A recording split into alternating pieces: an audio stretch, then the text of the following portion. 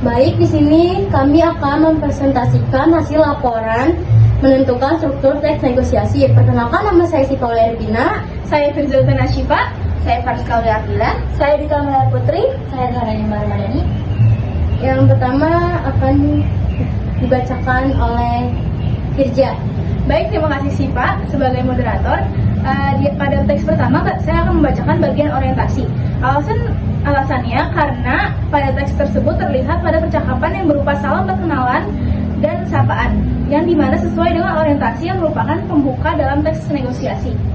Pada bagian pengajuannya, alasannya karena di dalamnya Widya mengajukan harga jual rumah yaitu 250 juta kepada Heru. Pada bagian ini, pihak yang menawarkan Widya menyampaikan kondisi atau tawaran yang ingin diajukan, yang dalam hal ini adalah harga rumah. Pengajuan adalah langkah awal dalam proses negosiasi, di mana pihak yang menawarkan menyampaikan informasi atau tawaran yang akan dibahas lebih lanjut oleh pihak lainnya. Baik, selanjutnya akan dibacakan oleh Fariska. Baik, terima kasih kepada moderator. Selanjutnya itu ada bagian penawaran. Alasannya karena Heru mengajukan tawaran harga sejumlah 200 juta dan kemudian menjadi 220 juta sebagai upaya untuk menurunkan harga yang ditawarkan oleh Widya. Meskipun Widya menolak harga pertama, dia memberikan alasan terkait kemudahan akses dan fasilitas yang mendasari harga yang diajukannya. Ini adalah inti dari proses negosiasi. Dan selanjutnya bagian persetujuan. Alasannya karena memenuhi unsur penawaran dan penerimaan, di mana Heru menawarkan harga 220 juta dan Widya menyepakatinya. Selain itu, kedua pihak menunjukkan kesepakatan dengan merencanakan langkah selanjutnya, yaitu mengurus surat-surat dan pembayaran. Hal ini menunjukkan bahwa kedua belah pihak setuju dengan hasil dari negosiasi tersebut. Dan yang terakhir adalah bagian penutup. Bagian penutup pada teks ditunjukkan dari percakapan negosiator untuk membahas mengenai transaksi, mengurus surat-surat dan pembayaran. Di sana terlihat bahwa kedua pihak telah mencapai persetujuan atas negosiasi yang dilakukan sebelumnya dan menutupnya dengan sah. Baik, selanjutnya akan dibacakan oleh Gita. Baik, terima kasih untuk moderator kami. Berikutnya saya akan mempresentasikan tentang teks kedua. Berikut struktur dari teks kedua. Untuk bagian A, merupakan kepala surat karena menunjukkan identitas.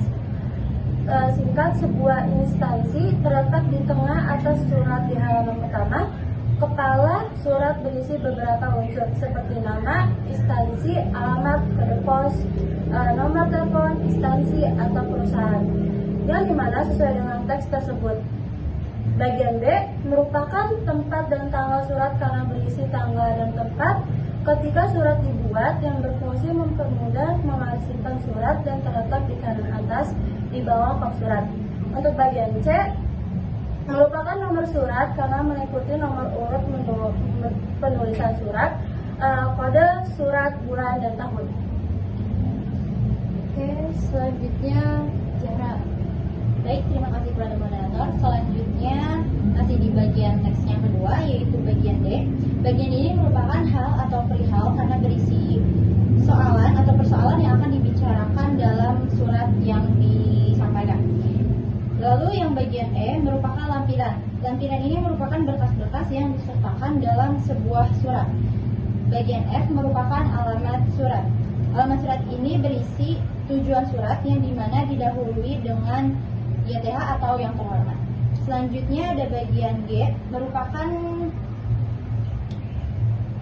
bagian salam pembuka karena berisi salam pembuka yang terletak di sebelah kiri.